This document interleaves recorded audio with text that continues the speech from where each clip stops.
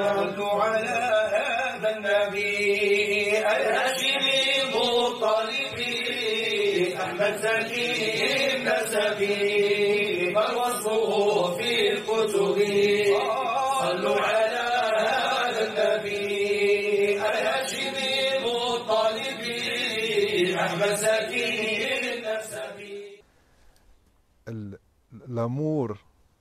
L'amour que porte le Nabi, le prophète, le wali pour les gens, vous ne vous pouvez pas l'imaginer ni le comprendre.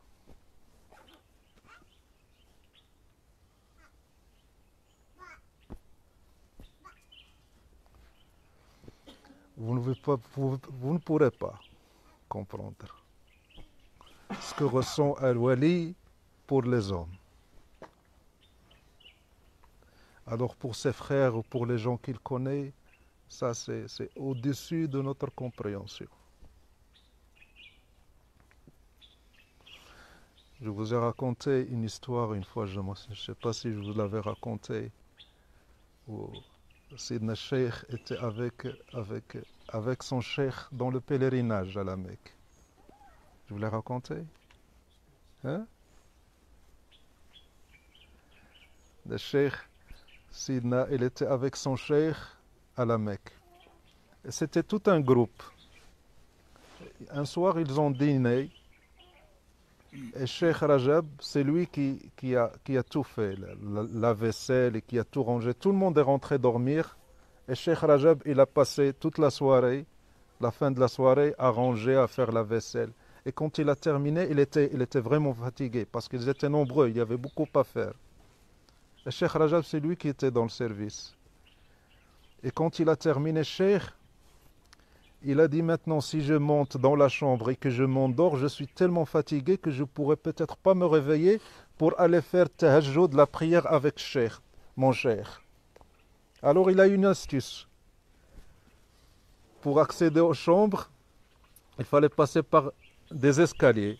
Cheikh, il a pris une chaise, il l'a mise de travers, comme ça, inclinée, et il s'est endormi sur la chaise. Il dit comme ça, si Cheikh, quand il voudra aller prier, il passera par moi et il va me réveiller. Parce qu'il sera obligé de me réveiller pour que je lui fasse chemin. À ce moment-là, je partirai avec lui. Et Cheikh, effectivement, son Cheikh, il s'est réveillé, il descend des escaliers, il trouve Cheikh comme ça. Et Cheikh, quand il l'a vu comme ça, endormi sur l'escalier, il a compris. Alors, qu'est-ce qu'il a fait, Cheikh? Il a sauté sur lui. Il l'a enjambé.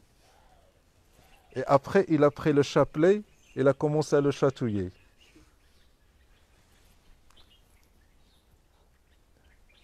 Le chatouiller pour le réveiller. Et Cheikh, il a sursauté. Il a dit, vas-y, fais tes ablutions, viens, je t'attends. Et tout le monde dormait. Tous ceux qui ont mangé, qui sont rentrés dormaient, ils dormaient. Et Cheikh, il l'a réveillé, il lui a dit, vas-y, fais tes ablutions et suis-moi. Pourquoi Cheikh, il l'a enjambé avant de le réveiller? Pourquoi il ne l'a pas réveillé avant? Hein? Pour lui montrer qu'il aurait pu passer sans réveiller. Ça veut dire, oh Cheikh Rajab, je vais te réveiller pas grâce à ton astuce, mais grâce à ton sincérité que je te réveille. Ce n'est pas ton astuce qui t'a réveillé, mais ta sincérité qui va te réveiller. La preuve, je t'ai enjambé, j'aurais pu aller partir. Mais ta sincérité t'a réveillé. Le Cheikh, alors, il est allé, il a fait ses ablutions et il est parti avec son Cheikh. Cheikh Kaftaro avec Cheikh Rajab en train de faire tawaf autour de Kaaba. Ils ont fait les 7 ashwat, ils se sont assis. Et Cheikh Kaftaro, il a pris le Coran. Il a commencé à réciter, il récitait. Et Cheikh, il était à côté de lui. À un certain moment, Cheikh, il ferme le Coran, il se tourne vers Cheikh Rajab. Il lui a dit, oh Cheikh Rajab, est-ce que tu as une demande? Vas-y, demande. Otlob. Hein? C'est comme s'il ouvrait le chéquier. Il a dit, vas-y, dis le montant. Et la signature de Cheikh, elle est acceptée? Hein? Et Cheikh, il scinde des chèques en bois. Il a dit, vas-y, Cheikh Rajab, demande. Et là, demande, c'est demande, tu l'auras. Et Cheikh qui lui dit, mes frères. Il lui a dit, je te dis, demande, qu'est-ce que tu veux? Il dit, je veux rien, je veux mes frères. Il dit, demande. Il a dit, je veux rien, mes frères. Il a dit, pour toi. Il a dit, si tu insistes, mon cheikh, je veux être en ton compagnie dans le dollar. Mais la pensée de cheikh, elle est où? Hein? Les autres, mes frères. Et pour lui? Donc, vous ne pourrez jamais comprendre ce qu'il y a dans le cœur d'un cheikh pour ses frères et pour les hommes. Donc, on peut comprendre les paroles de ces hommes-là. On peut comprendre leurs actes. Alors, comment comprendre Sayyidina Muhammad sallallahu alayhi wa sallam? Donc, n'essayez même pas de comprendre.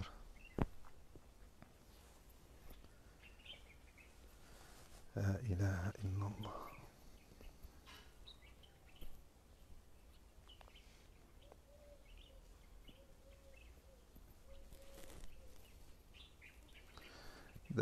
Moulay Abd Salam Ibn Mashish, il a une parole. Il dit, oh Allah, si tu as écrit le nom d'un homme parmi les malheureux, ne me l'envoie pas.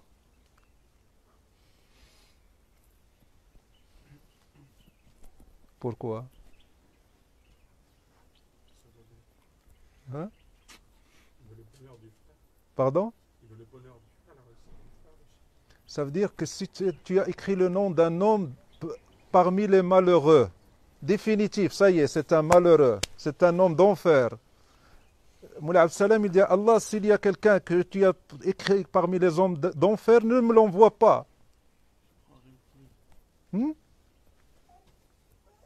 dit, ne me l'envoie pas. Parce que même si tu as écrit qu'il était malheureux, un homme destiné à l'enfer, et qu'il vient à moi, je ne le laisserai pas tomber. Alors, restons en bons termes. C'est comme s'il le disait à Allah. Tu me l'envoies, il vient chez moi, et mon regard se pose sur lui, je ne le laisserai pas tomber. Et même si tu dis qu'il c'est un homme d'enfer, je ne le laisserai pas tomber. Ta miséricorde, elle est beaucoup plus grande et tu ne me l'as pas envoyé pour en faire un malheureux. C'est impossible. Okay. Ces hommes-là, on peut comprendre comment ils réfléchissent, comment leurs actes, comment ils parlent, ce qu'ils disent. On ne peut pas.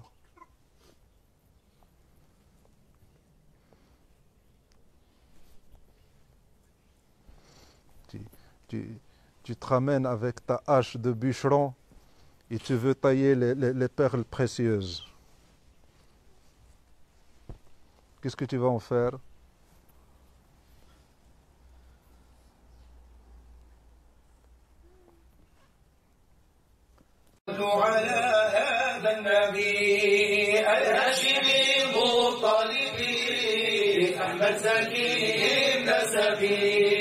فالوصفه في الكتب صلوا على هذا النبي الهاشمي المطلب أحمد زكي النسبي